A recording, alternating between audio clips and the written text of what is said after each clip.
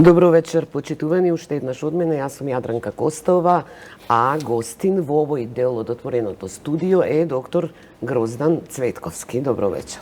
Добро вечер. Јас ве најави веќе дека целиот работен век сте го поминале во Министерството за внатрешни работи и потоа во Агенцијата за разузнавање, но еве да дополнам дека во одреден период бевте и директор на факултетот за безбедност и во еден период од 4 години бевте министер советник во Македонската амбасада во Бугарија. Последниве неколку години сте и редовен колумнист во неделникот Фокус. Да. Меѓутоа, мислам дека долго време немате настап на телевизија, ако не се лажам. Да. Па јас неколку месеци ве повикува, ве канев на разговор и еве конечно се договоривме.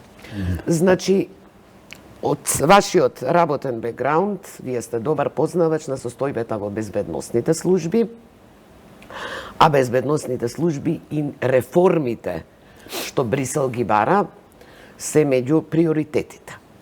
Имам впечаток дека и овие реформи, нели, кај нас сите огласите во реформи 3 децении, се исто така константна тема. И би сакала да почнеме хронолошки. Непосредно пред плурализмот и осамостојувањето на Македонија, мислам дека беше 1988, мораме да објасниме за помладите генерации, кои не биле ни родени тогаш, дека се случи еден бунт во Министерството за внатрешни работи. Случајот беше познат како случајот 8 темина.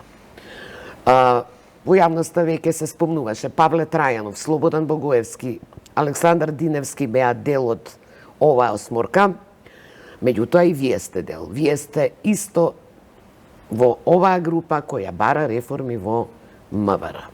Сега кога ќе го вратите филмот, како ви изгледа вашата бунтовност тогаш, бидејќи бевте на тапет после?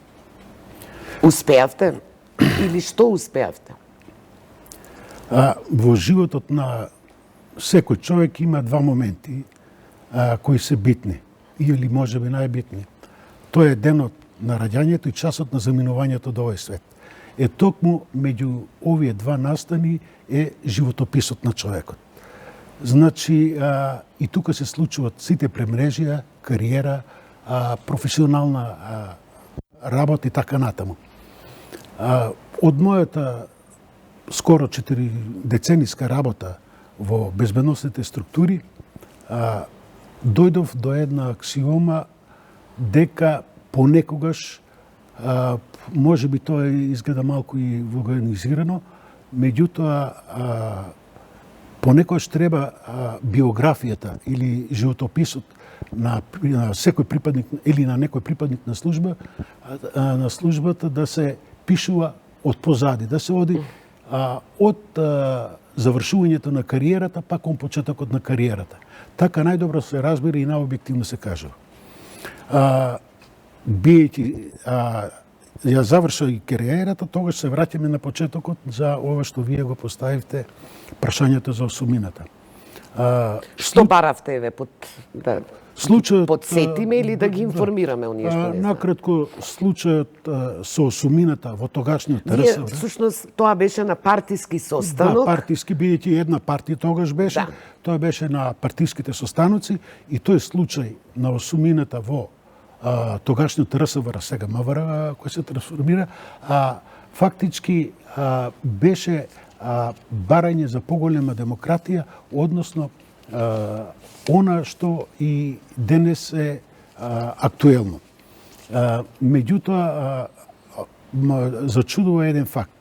Иако тогаш помина 30 години, значи повеќе од 3 децении, работите некако како да се дежаву, како видени работи, биејќи истите проблеми и денеска се менува. Значи се менија времињата, системот од еднопартиски. Поминаа 3 децении, но тоа што го баравте тогаш, сакате да кажете, и сега е актуелно. И сега, значи, како барање за реформи. Да, системот се мени, луѓето нормално се менија луѓето, меѓутоа остана правилата и остана методите и средствата на владење. Дури и се проширија и се надградија.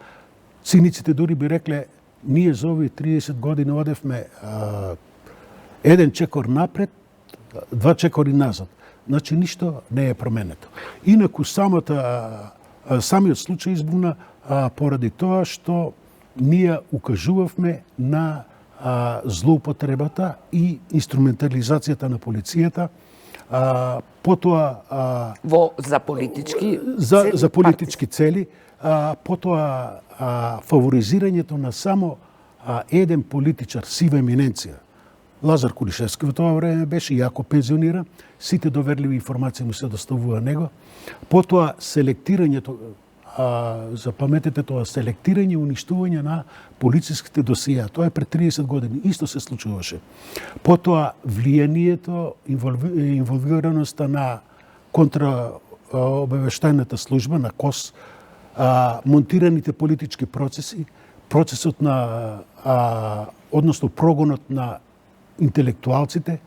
Тогаш беше 88-89 година актуелен случај, Вевчанскиот случај.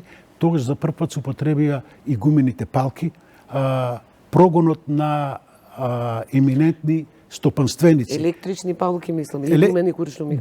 Електрични палки тогаш, прогонот на истакнати стопанственици, техноменаџери, технократи. Како негативна појава беа означени, нели? Да, означени. И фактички, сите тие насени на кои што укажувавме, се случија три работи, кои што, ако се сублимират од денешна дистанца, може да се каже вака. Прво, самата акција во тогашната РСВР најде на широко одобрување во јавноста. Значи, на југословенската јавност, на целата југословенска јавност. Потоа, за чудо, некој од највисоките врвни политичари, во тоа време би ги апострофирал Топурковски и Петар Гошев, дадоа несебична подршка на нашата акција. Но вие, мислам дека бевте и суспендирани во... Да, бевме суспендирани. Не беа сите благонаклони кон вас и вашите барања во се сеќам тогаш во југословенските весници, во политика, борба, неделник еден имаше осмица, насловите беа суспензии до пензии. Фактички бевме суспендирани порад дестабилизација на државата. Тогаш, да не заборавиме, подршка дадоа и интелектуалците, меѓутоа и авангардниот млад борец со Никола Младенов начело, Зоран Димитровски, Сашо Ордановски, така да најде на широк одзив. И на крајот, по речиси една година, бевме повторно вратени и рехабилитирани. Меѓутоа, сега поента која ќе се изведи фактички зашто се боревме, јас негде пред 15 на години издадов книга токму со тој наслов зашто се боревме. Одговорот би бил лаконски дека речиси за ништо. Тоа не е песимистички, туку е состојбата е реална. Што мислите, барања, велите, се актуелни и денес? И денес се барат за прислушувањето, исто тогаш нелегалното прислушкување, уништувањето на досиета, употребата на интелектуалците, монтираните судски процеси, имаше многу монтирани исто тогаш. Добро, вие во тоа време во Министерството за внатрешни работите на кое место сте? Јас прво бев кој аналитичар, а потоа начелник на управата за аналитика. А кога заминувате на факултетот за безбедност? На факултетот за безбедност. Како декан, јас директор. Како директор на Центарот за образование. Фактички во Центарот за образование беа средното полициско училиште, кое тогаш постоеше, и факултетот за безбедност. Јас бев директор и на овие две образовни институции. 92 крајот на 92 година до 96. Сега, кога министер за внатрешни работи е Љубомир Фрчковски, вие излеговте тогаш исто со еден таков бомбастичен став дека фрчковизмот е како елементарна непогода. Што толку ве мотивираше, ве потикна за ваков став? Фактички со неговото доаѓање во МВР, тој беше релативно млад, меѓутоа веројатно со добри намери, сака да даде некој ексклузивитет на Министерството за внатрешни работи, на таа институција и почна со некои работи кои што се несвојствени за Министерството за внатрешни работи. Прво некои ексклузивни поставување на фигури во кругот на МВР, скулптури од коњи, од други домашни животни, цела флора и фауна. Потоа изигра, според мене, во тој период ќе остане негативна личност, односно неговото портфолио негативно најмалку поради три работи. Прво го укина членот 128 од Законот за внатрешни работи, со кој пензионираните работници заменува со просечната плата од последната година. Второ, го укина факултетот за безбедност и трето, направи ршум во кадрската политика. Во која смисла ршум? Бијќи тој се носеа нови кадри или нови кадри кои што особено со укинување на факултетот, тој велеше дека не му требат него такви профили, туку може кадри да доведе и од кванташки пазар. Буквално и тога негово пророчанство или таа негова визија подоцна се оствари. Тој не ја оствари, меѓутоа неговите наследници, почнувајќи од Чокрески па до денеска до Оливер Спасовски, фактички дојдоа профани кадри, профанисани кадри, кои што го сочинуваат голем дел од структурата на Министерството за внатрешни работи. Да преминеме на Агенцијата за разузнавање. Вие заминувате се вработувате во Агенцијата за разузнавање во 1900... Значи, од почетокот на 1999 година. Сега, интересно е дека Агенцијата за разузнавање, законот за формирање или законот за оваа агенција е донесен во 1995 година. Зошто толку време од осамостојувањето се дојде до тоа дека е потребно една самостојна суверена држава да има агенција за разузнавање? Видите, безбедносниот систем во наводници, бидејќи ние се уште немаме безбедносен систем, но оној што денеска го имаме, тоа е рецидив од бившата сојузна држава. И се наметна потребата од реформа. Ова што во почетокот на најавата и вие го наговорите, ние сме стално во некоја транзиција, во некоја реформа, јас би рекол расформа, а не реформа. Така се дојде до сознанието дека треба да се реформира службата. Посебно да биде внатрешното разузнавање, односно контрразузнавањето, службата за државна безбедност, денешна УБК, посебно МВР, посебно военото разузнавање и да се формира нова агенција за надворешно разузнавање, офанзивна агенција која што за прв пат. И тоа се случи 95-та во април месец. Ама тогаш е донесен законот. Да, се донесе законот, а УБК наместо да биде како посебна служба надвор од рамките на МВР, се остана во МВР и еве, значи на 95-та, скоро 25 години, дури сега ќе излегува. Значи, воената служба веќе беше, односно секторот за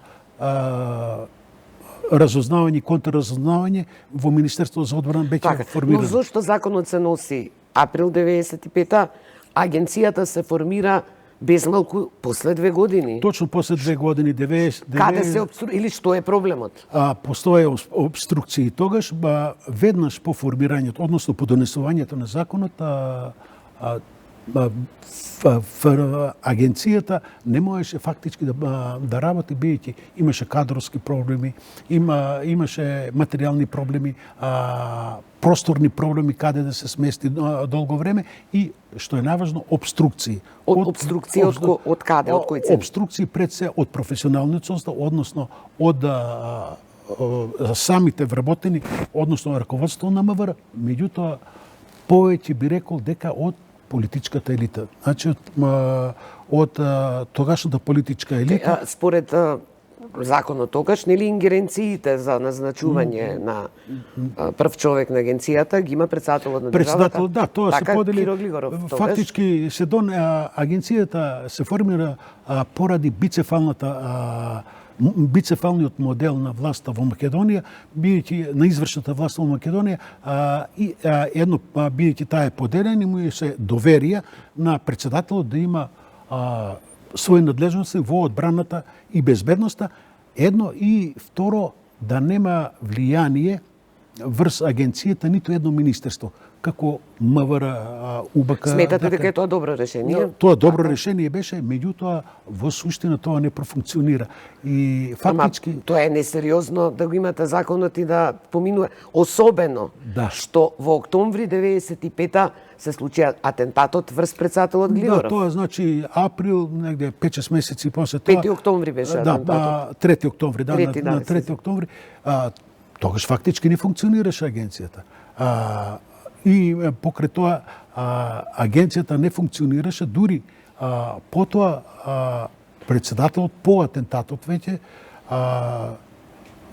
кога прв директор, нели, тогаш е избран Владо Поповски, и од тогаш се сменија буквално 10, односно 11, ако го земеме, еден од директорите, Драги Гроздановски, во 2 наврати беше, значи Владо Попов, од кој најмногу најдолг мандат од 5 години имаше Наќе Чулев, 5 години, и тој беше избран изнудено и по стек на околности, иначе барем имаше какво тако оперативно и аналитичко искуство, инаку останатите просечно година и пол владеја. Значи во овие 20 години просечно по година на година и пол се менуваа директорите. Такви и тоа зборува за институцијата. Такво нешто нема да најдете во сериозни држави. Нема во светот. Во сериозна држава не може да се најде. Меѓутоа, таа агенција некако беше во сенка, падна во сенка, недодирлива, она собраниска контрола се вршеше само проформа, така да не се ни вршеше. Буквално не се долго време не функционираше собраниската. Ќе преминеме на состојбите, нели, во агенцијата, но го споменав атентатот. Вие мислам дека едно време најавивте, почнавте некоја книга да пишувате околу атентатот, имавте некакви сознанија.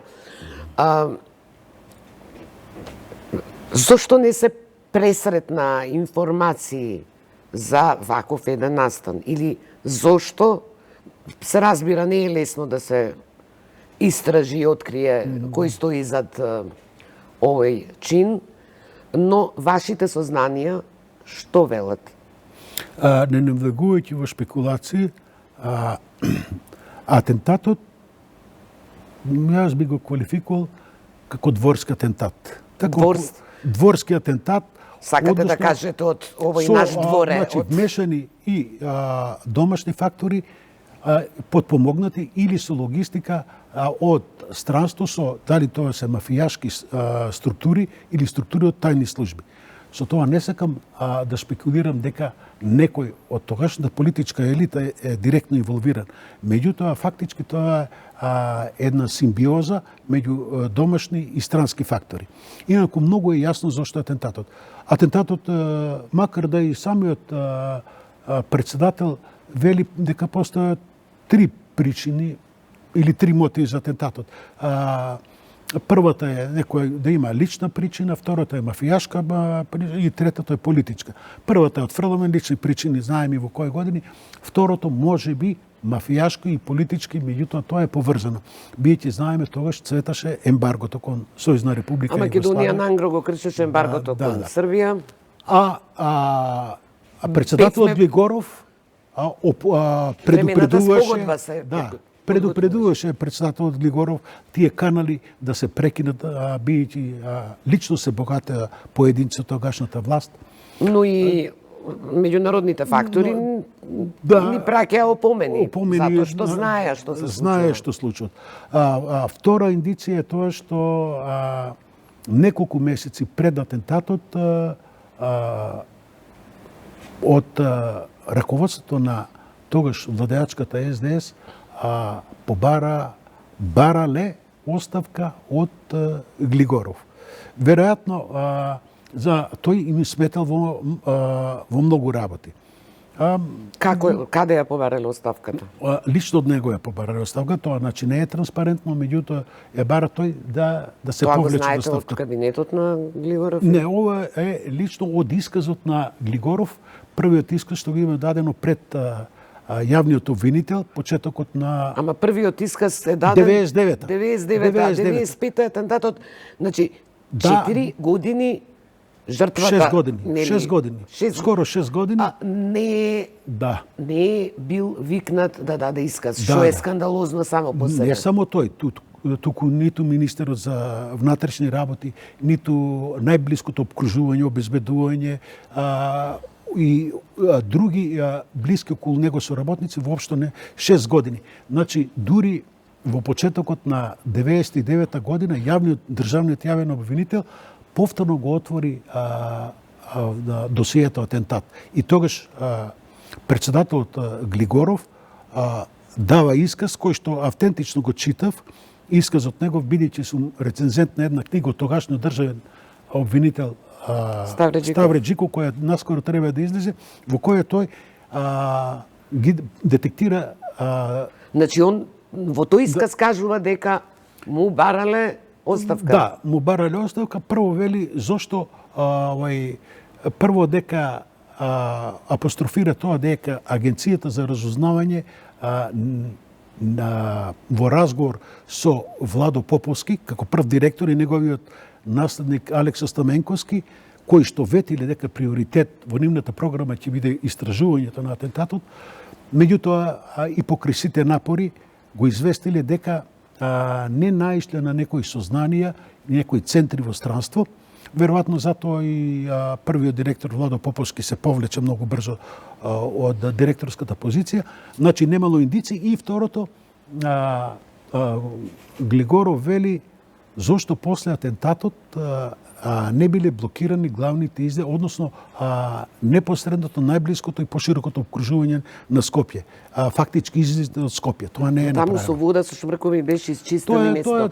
Дали е тоа таков дилетантизам или некој намерно така ја водеше погрешно и лошо истрагата? Не сум склон да верувам дека тоа е дилетантизам. Сепак тие луѓе има професионалци, луѓе кои што работат. Така, но сега веќе претпоставувам, не верувате дека може нешто да се сега открие. 24 години после атентатот, значи уште 17 години Глигоров живееше и почина во длабока старост, не знаејќи кој се обидел да го ликвидира. Мистеријата остани до ден денеска, меѓутоа, едно е непобитно. Од 95 година до денеска ниту една политичка гарнитура на власт воопшто не се напрегна, односно не се заложи да го открие атентатот, туку само вербално парадираше, се нудеа и награди, парични. И награди се нудеа и така натаму, така да ниту една, дури оперативната акција Автомобил, што беше заведена веднаш по атентатот, се прекина веднаш по завршувањето. Фактички се прекина веднаш по завршувањето на мандатот на Глигоров, а формално, мислам дека 2006 година формално се прекина. Така да имаше таму и многу штабови се менуваа, се на седе. Значи, вие, сега да преминеме, вие последните години бевте во Агенцијата за разузнавање. Сега имате теза дека Агенцијата за разузнавање и се случила естрадизација. Каква естрада? Агенцијата... Имаме од разузнавачи. Стануваат естрадни разузнавачи? Агенцијата за разузнавање, значи, ефективно, 20 на година, од 97-ве, 22 години работи, меѓутоа, незините породилни маки почнаа веднаш по формирањето или, ако е тоа објективно, од 95 до 97, веднаш по незиното ефективно функционирање од 97 година. Прво, рековме соменувањето на директорите и доведување, значи без разлика кој од првиот директор Владо Поповски до последниот Зоран Иванов кој што дојде од военото разузнавање, значи тоа се сите се, односно тоа се различни маски на исто лице. Фактички тоа беа партиски решенија кои што воопшто и нема допир со разузнавачката стратешката. И па зашто им разузнавачка служаа директорските функции? Видите како и секаде во сите институции, во Агенцијата за разузнавање, тоа и во сите други безбедностни структури се бара послушност, а не способност. Бидејќи секоја способност и инвентивност, таа го засенува, фактички ја засенува партијата која го донела, па и водачот на партијата. Така да, тоа спроведува политиката, во конкретниот случај, бидејќи агенцијата е под председателот, политиката на председателот. И фактички, естрадизација е тоа што последниве години, последниве 5-6, може би, десетина години, агенцијата за разузнавање на некој начин се приватизира. Стана приватна служба на председателот. Иако владата на Република Северна Македонија има многу ингеренции. Таа ги носи методите и средствата со кои работи агенцијата. Потоа го донесува буџетот, што е многу важно да речеме, и ја одобрува систематизацијата. Значи, во многу сегменти, меѓутоа председателот на државата го именува и го разрешува директорот. И тука е и таа естрадизација се постои што веднаш по објавување на бомбите, значи тука започнува тој интензитет, почна да наоѓаат за солниште и прибежиште разни криминализирани профанисани типови кои што се сокриваат тука. Значи, не е само естрадизација, што би рекле вие, имаме и криминализација. И криминализација. Па да, во моментот тоа го рече и сега новиот председател, во моментот 4 или 5 души се под истрага на обвинителство и веројатно тие ќе бидат трнати.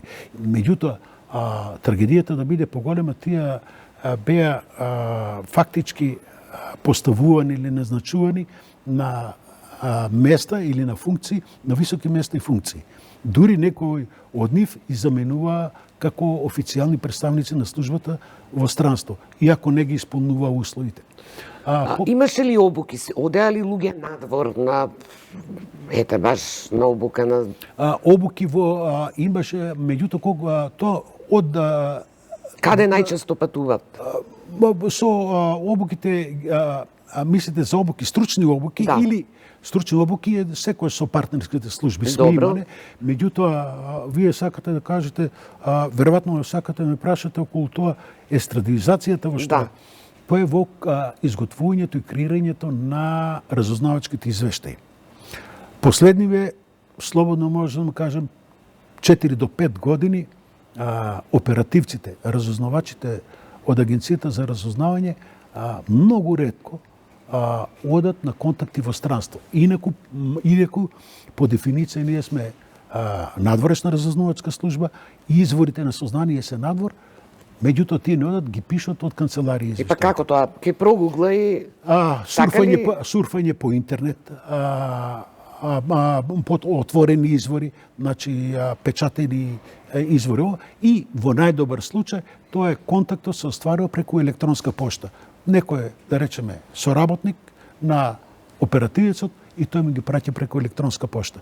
Значи тоа се креирање на тие извештаи разузнавачи ама од дома. Тоа исто како вашето, како да сте вие дописник од Њујорк со седиште во Скопје. Тоа значи светско наше. Значи тоа се случува, меѓутоа никој воопшто. Потоа да речеме преголемо значење или предимenzионирање. Знаете, секаде се лаже, секаде се мафтосува, меѓутоа во разузнавањето тоа е така. Пак ќе се навратам на... А како беа наградувани според кој критериум? Наградување добро, има тоа правилник за плати за се, меѓутоа интересно околу наградување тоа е фактички хронична болест во сите институции. бар од оваа област, тоа е така наречена прекувремена работа или за особени заслуги. А кој одредува прекувремено? Самиот претпоставен, односно директорот. Одредува кој прекувремено, тоа е до 32 работни часа, најмногу во месецот се земаат за прекувремена работа. Така да платите на тој начин се пумпат. Да речеме, и вие може да видите и денеска, тоа и во МВР, тоа се стотици илјади евра во МВР, да речеме, меѓутоа и кај нас ние сме, нашиот буџет е многу помал од МВР, меѓутоа тој феномен на испумпување од безбедносните структури, пари на испумпување, никој до денеска не го побара. Ниту ревизии, ниту Собраниската комисија, воопшто тоа не е просто. Мала пауза од минутка за реклами, а само да најавам дека после тоа ќе разговараме и за случајот Диво населје, бегството на Груевски 20, крвавиот четврток, нели, каква беше улогата на разузнавачкава естрадна служба или служба, па се враќаме за една минута.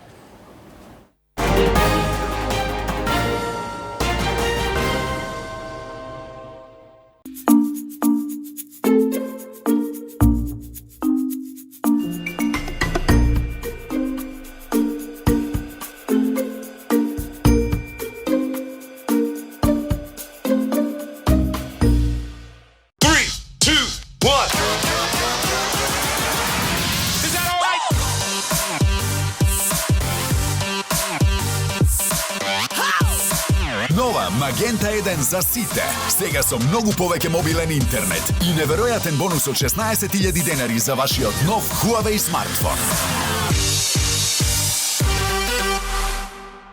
Празнично пелистарка шаренило. Пелистарка негазирана 3+1 гратис. Пелистарка газирана 5+1 гратис. Пелистарка кола, оранж или битер 3+1 гратис. Пелистарка лесно газирана. Пелистарка газирана со арома на лимон и пелистарка негазирана од 2,5 литри по специјална празнична цена. Убави празници со пелистарка. За сите ваши вертикални видеа, слики, Facebook и Insta Stories. Бесплатен VIP Go Social, пакет со неограничен интернет за омилените социјални мрежи. Следете и споделувајте без да трошите од вашиот месечен интернет. Плюс изберете најнов Huawei смартфон за одлична цена. Само со VIP Postpaid. VIP, член на А1 Телеком Австрија групацијата.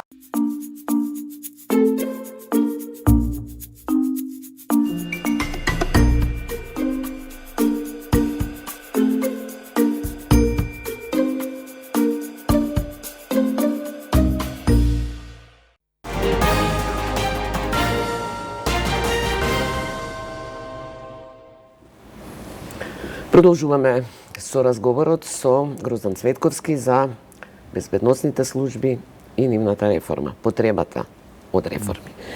Случајот Диво населје. Агенцијата за разузнавање не можеше да алармира, бидејќи малку е чудно ако имате организирани групи кои доаѓаат од надвор.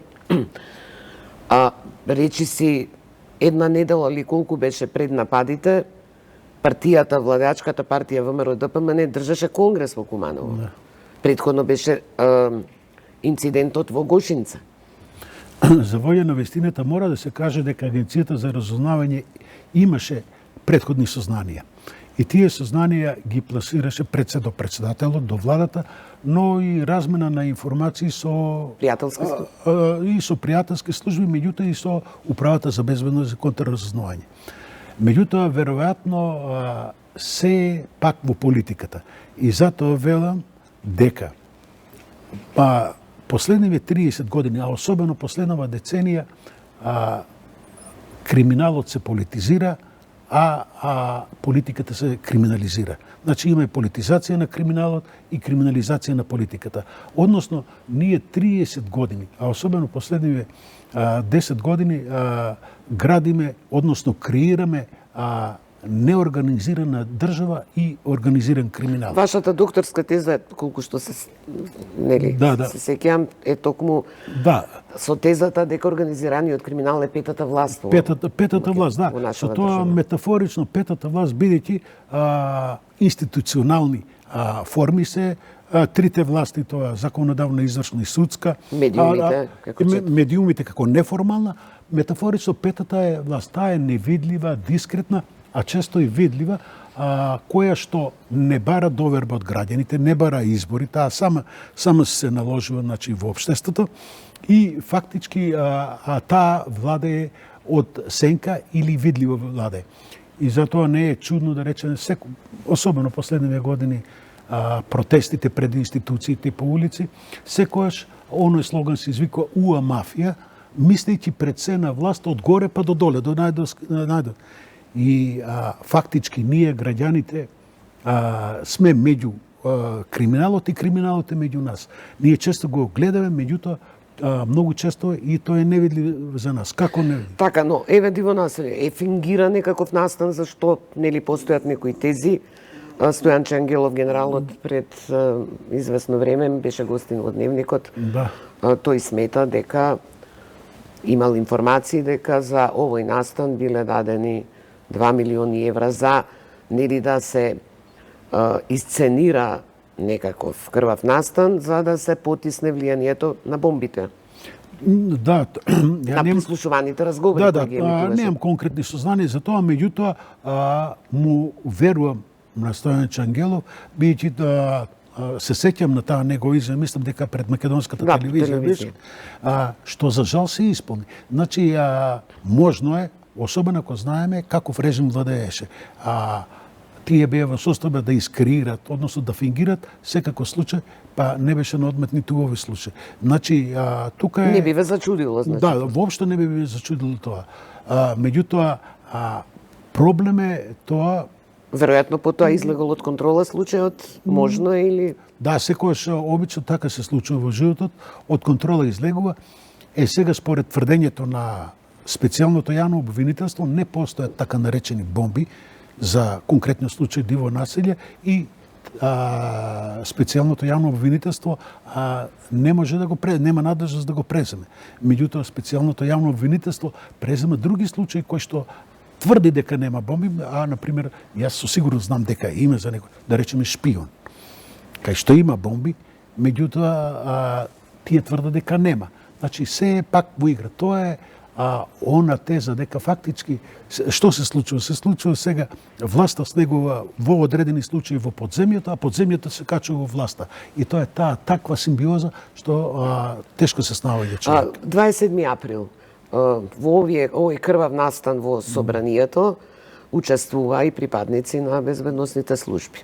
Да. И тоа е резултат на таа криминализација на службите. Да, криминализација, меѓутоа, добро, тука од УБК учествува по службена должност и можам да разберам сега на нивните оправдувања, да речем, макар да тие од сосема други причини учествува, меѓутоа, смешно беше изјавата на директорот на Агенцијата за разузнавање дека припадниците од Агенцијата за разузнавање биле по службена должност во собранието.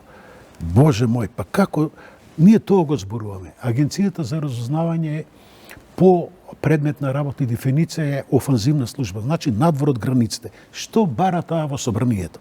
Значи нема во собранието, еве да допуштиме да биде УБК таму. Значи има задолжение за внатрешната безбедност. Таа не, значи тоа е уште една потврда дека длабоко инволвирани во криминалот, во криминални действия, во нечесни игри се и припадници на Агенцијата за разузнавање. Знаете, таму од токму од Агенцијата за разузнавање се креира лажни профили на Фејсбук. Од таму се дава информации на новинари или дезинформации, зависи. Се сеќавате на волшебникот од Оз, Чадорот и така натаму.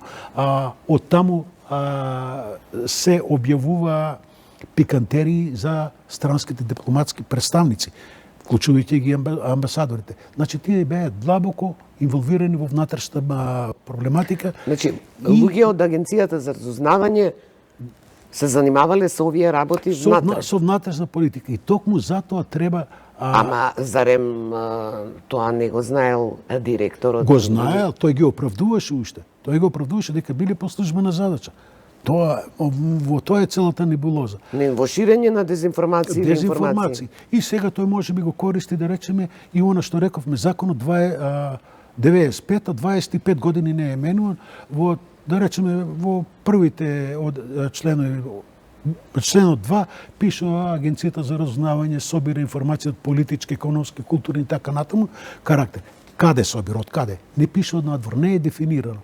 И можеби тоа е празнина, па им одговара. Меѓутоа, околностите се променија, луѓето се променија и така... Кој е поодговорен, Агенцијата за разузнавање или Управата за безбедност и контраразузнавање за бегството на екс-премиерот Никола Груевски? Тоа е внатрешна служба, пред се МВР. МВР во тие рамки и УБК. Бидејќи Агенцијата за разузнавање можела да бара и веројатно барала, да, ако барала, тоа не знам не знам дали е така, меѓутоа и да побарала, знаете како е. Агенцијата за разузнавање меѓу другите, меѓу 30-тина партнерски служби соработува и со унгарската служба. Меѓутоа, не може ниту на сон да се поверува дека ако Агенцијата за разузнавање побарала информација, дека унгарската служба ќе ја даде. Прво, тоа не е заеднички интерес на двете служби. Значи, тие нема да го даде тој податок. Так. Значи, може би се обидела, меѓутоа не е. Значи, внатрешните служби мислам дека се... Инаку, Агенцијата за разузнавање имаше во почетокот, да речеме, светли моменти во таа соработка. Знаете дека голема помош во нејзиното формирање, стручна помош даде и ЦИА и БНД. Да речеме, дури баш на првиот председател Глигоров, тогашниот директор, непосредно по атентатот Џон Тенет, ја пофали Агенцијата за разузнавање. Можете да знаете, тоа е 96, една година после тоа дека изворедни резултати има. Меѓутоа, секој работи за свој интерес.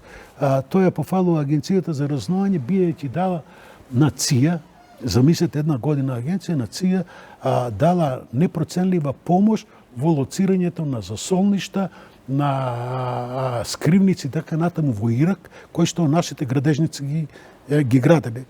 И што направила агенцијата? Ги повикала овие што биле тамо, цртежите ги дали, овие ги дадоа на ЦИА и тие така ли има лесни цели. Последниот дел од разговорот, што би му советувале на председателот Стево Пендаровски, кој има надлежност врз агенцијата, и како ги оценувате, значи почнаа некакви промени, формирањето на ОТА, сега, тенденцијата да Управата за безбедност биде посебна агенција и слично.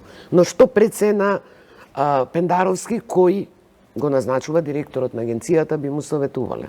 Па ја нема што да советувам, мислам дека тој премногу добро ја знае проблематиката со оглед на тоа. Во 2 наврати беше советник за национална безбедност на двајца председатели, работеше во МВР, работеше во мојата управа, кај што јас му бев непосреден старешина на него и многу добро го познам и неговиот ентузијазам и неговата стручност.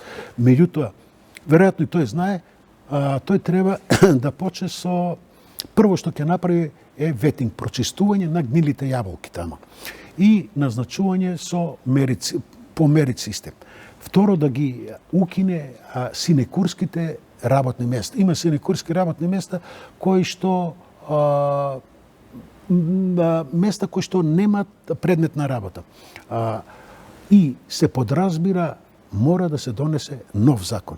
Значи нов закон во почетокот може измени и дополнувања во кој што прецизно ќе се дефинира, бидејќи не може 25 години нов закон да не се измени.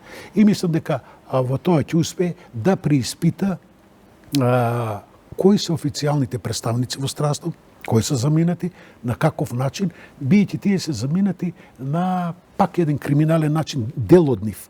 Бидејќи подзаконските законот е хибриден, моментално сега.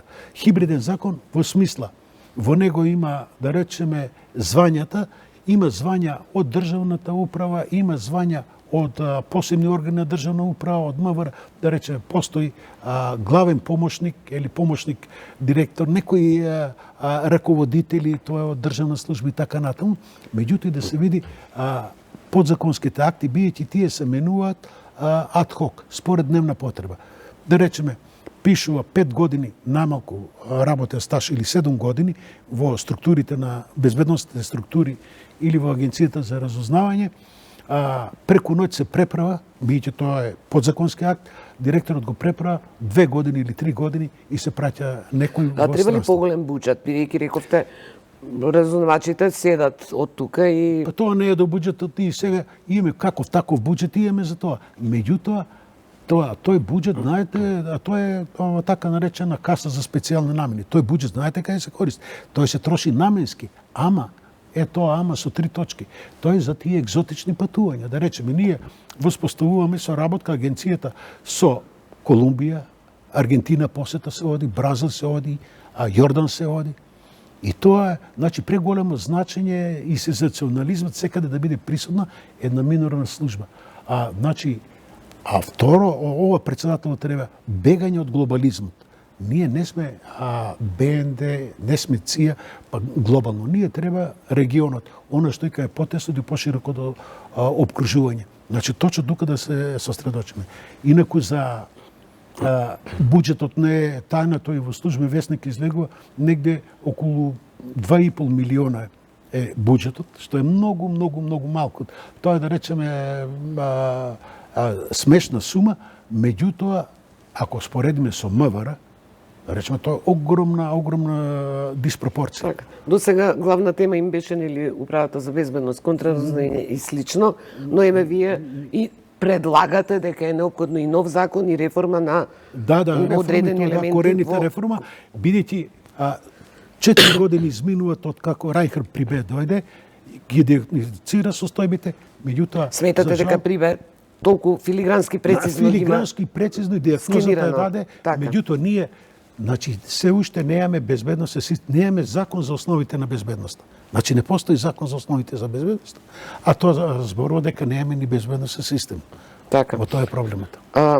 Другите проекти и промени бидејќи Брисел ќе ги оценува состојбите во реформата на безбедносниот систем, сметате дека задоволува дел од овие барања или проблеми што и Прибе ги регистрира?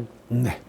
Ние сум агенцијата може многу брзо да таа и сега соработува, меѓутоа уште поинтензивно може да разменува информации со НАТО, бидејќи де факто ние сме членка на НАТО, и со идната, велам идната во перспектива разузнавачка служба на Европската унија, која тешко, и јас дури скептичен сум дека ќе се формира како разузнавачка заедница на Европска унија, меѓутоа рамноправно може да разменува информација од заеднички интерес, пред се меѓународниот тероризам и организираниот криминал. Тоа може многу брзо, додека за управата за безбедност и контраразузнавање тоа ќе оди многу тешко. Особено поради нејзиното дислоцирање од рамките на МВР. Таа губи и човечки, и материјални, и секакви ресурси, и што е најважно, ги губи полициските овластувања. Таа беше држава во држава до сега. Не сметате дека е сепак тој таков проект на реформа во ред? Дека управата треба да се... Тоа требаше уште 95-та година УБК да излезе од рамките на МВР. Меѓутоа страшно проседаваше и сега кога веќе дојде нож до коска, веќе мора. Меѓутоа, тешко ќе одат, бидејќи таму бројот на вработените се предимензионирани, негде над 900 се, 917. Вие ме подсетивте, донесовте копија од еден ваш разговор или текст за Белградска борба, дневниот вестник во 90-та година, каде што и тогаш посочувате на проблемиви кои сега ги зборуваме, и за таа симбиоза меѓу полицијата и политиката и слично, но последно прашање, на крај сме. Вие отидовте, се пензиониравте од Агенцијата за разузнавање, СНВ, ако не се лажам. Така. Минатата година. Да, минатата година, но вие наназад неколку години пишувате колумни, како што реков во неделникот Фокус, доста сте жесток, немавте проблеми во агенцијата за тоа? Секогаш има проблеми. Секогаш има проблеми, бидејќи тие не сакат вистината да се знае. Тоа е една посебна секта. Службите фактички се една посебна секта и секој излегување, бидејќи јас сите мои колумни ги пишам со име и презиме. И мислам дека тоа е доблест.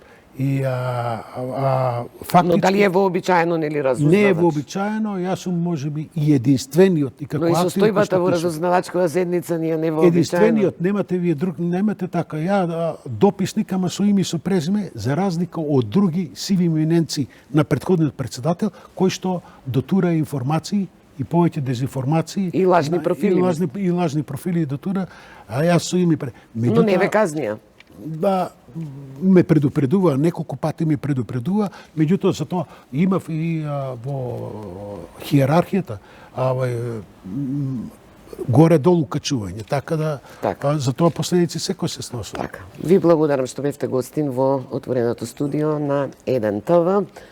Ние се гледаме следниот петок, а сега колегите од спортската редакција следува емисијата Спорт 1. Пријатно.